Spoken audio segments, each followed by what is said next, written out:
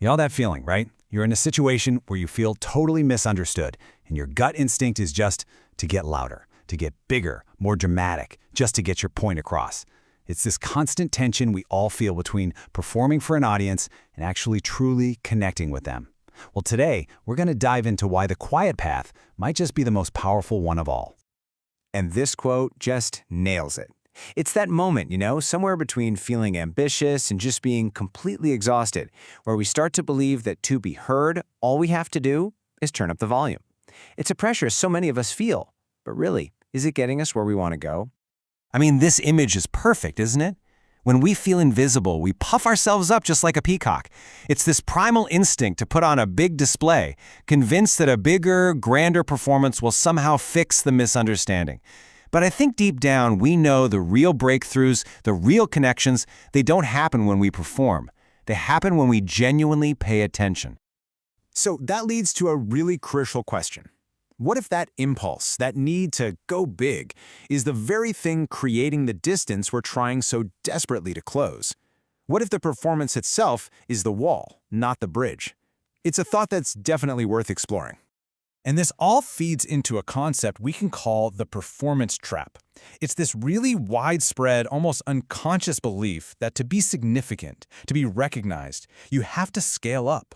You have to be the biggest and the loudest voice in the room. Yeah, the performance trap is this vicious cycle. We chase recognition by being more and more theatrical. But the more we posture, the more brittle and honestly, inauthentic we start to feel. We're not trying to be grand.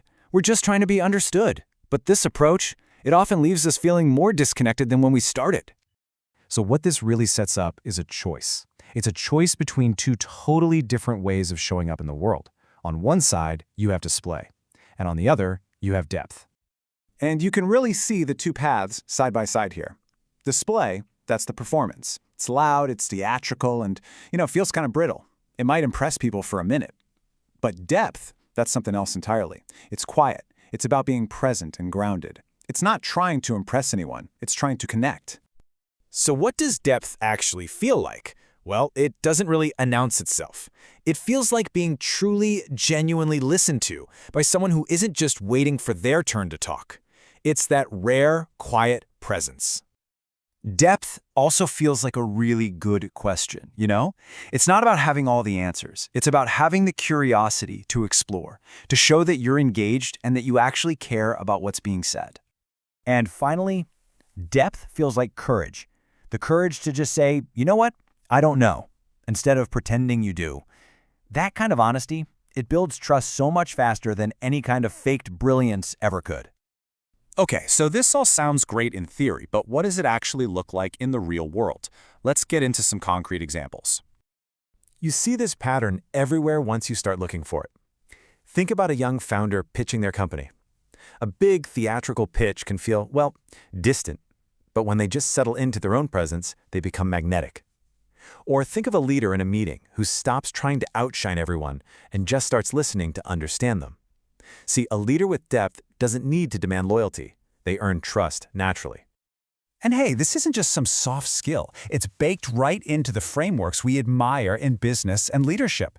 Design thinking is all about depth, understanding the problem before you even think about a solution.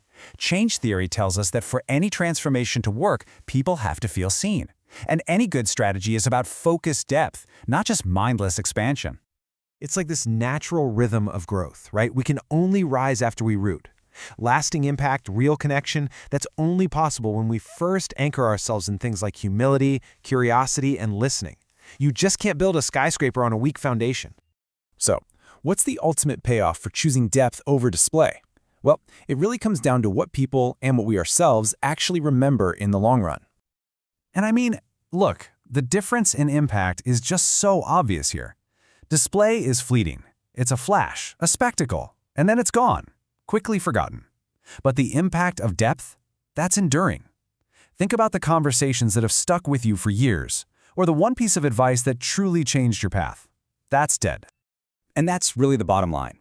The people whose opinions we truly value, the ones who really matter, they're not going to remember the dazzling performance.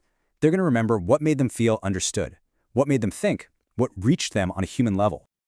So as we start to wrap this up, Let's bring it all back to you, because this isn't about some abstract, far-off ideal.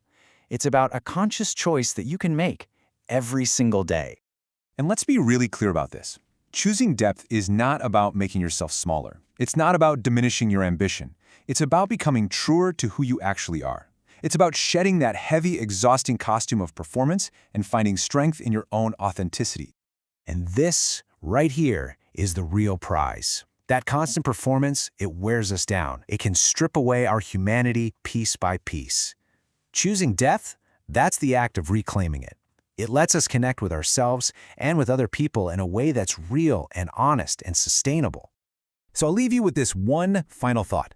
Take a look at your work, your relationships, your conversations. In those moments where you really want to make an impact, just ask yourself this. Are you building a performance that's designed to impress, or are you building a presence that's designed to connect? The choice, as always, is yours.